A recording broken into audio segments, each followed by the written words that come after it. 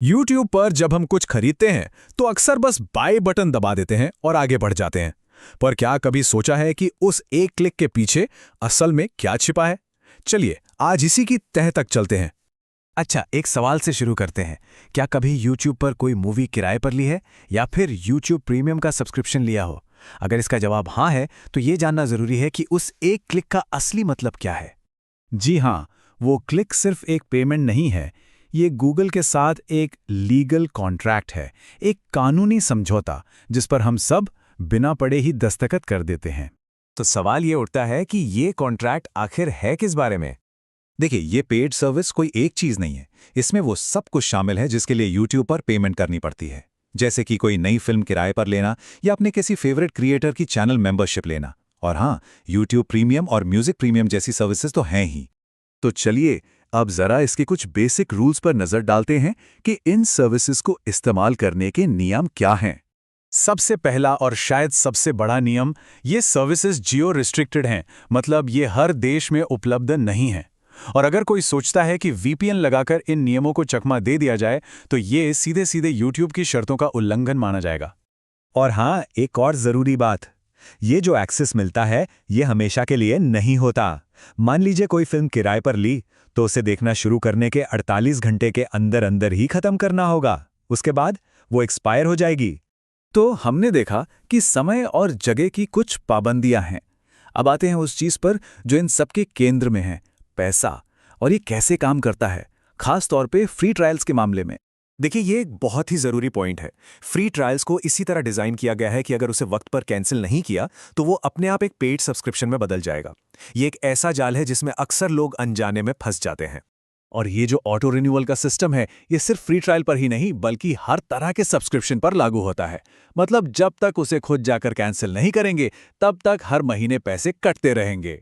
अब सवाल यह है कि अगर किसी ने कुछ खरीद तो लिया पर अब उनका मन बदल गया है तो क्या होगा? क्या पैसे वापस मिल सकते हैं? पैसे वापस मिलने के नियम इस बात पर तय होते हैं कि खरीदा क्या गया है। अगर YouTube प्रीमियम जैसा कोई सब्सक्रिप्शन है तो उसे कैंसिल तो कभी भी कर सकते हैं, लेकिन महीने के बीच में कैंसिल करने पर बचे हुए दिनों के पैसे वापस नहीं मिलेंगे। सर्विस बिलिंग पीरियड के अंत तक चलेगी। वहीं अगर कोई मूवी खरीदी है तो 7 दिनों के अंदर रिफंड मिल सकता है, पर शर्त बस इतनी है कि उसे देखा ना गया हो। ठीक है, तो अब समझते हैं कि जो कंटेंट खरीदा गया है उसे इस्तेमाल करने के क्या नियम हैं। मतलब हमारा यूजर लाइसेंस आखिर हमें क्या करने की इजाजत देता है और क्या नहीं। सबसे पहली बात, ये लाइसेंस सिर्फ पर्सनल इस्तेमाल के लिए है। इसका सीधा मतलब है कि अपना अकाउंट पासवर्ड किसी दोस्त या रिश्तेदार के साथ शेयर करने की इजाजत नहीं है। और इसका यह भी मतलब है कि किराए पर ली गई फिल्म को किसी पब्लिक जगह पर नहीं चला सकते। जैसे किसी कैफे में या क्लासरूम में दोस्तों के साथ देखने का प्लान बनाया तो वो नियमों के खिलाफ है। और हाँ, इन शर्तों के मुताबिक कंटेंट को कॉपी करना, उसे दोबारा बेचना या किसी भी तरह से उससे पैसा कमाना, ये सब कुछ सख्ती से मना है। अब देखिए, डिजिटल दुनिया में कुछ भी परमानेंट नहीं होता। तो क्या होगा जब सर्विस खुद ही बदल जाए? मान लीजिए कंटेंट गायब हो जाए या कीमतें बढ़ जाएं। यहाँ एक बहुत ही दिलचस्प नियम है। सोचिए, कोई मूवी खरीदी और कुछ साल बाद वो YouTube से हटा दी गई, तो क्या होगा? अगर ऐसा 5 साल के अंदर होता है तो या तो रिफंड मिलेगा या कोई दूसरी फिल्म। लेकिन 5 साल के बाद ये फैसला पूरी तरह गूगल का होगा कि वो क्या करना चाहते हैं।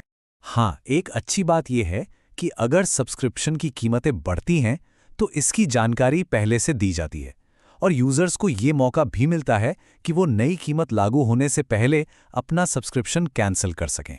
तो इन सब नियमों से हमें क्या समझ लेना चाहिए? कुछ मुख्य बातें हैं। हर खरीदारी एक कॉन्ट्रैक्ट है। फ्री ट्रायल अक्सर अपने आप पेड सब्सक्रिप्शन बन जाते हैं। रिफंड के नियम बहुत सख्त हैं और जो कंटेंट आज खरीदा है जरूरी नहीं कि वो कल भी उपलब्ध हो। ये सब मिलकर डिजिटल दुनिया में मालिकाना हक की एक बिल्कुल अलग ही तस्वीर दिखाते हैं। और यही सब हमें एक बहुत बड़े सवाल के साथ छोड़ जाता है। इस लाइसेंस्ड कंटेंट की दुनिया में क्या हमारी डिजिटल मूवी लाइब्रेरी सच में हमारी अपनी है,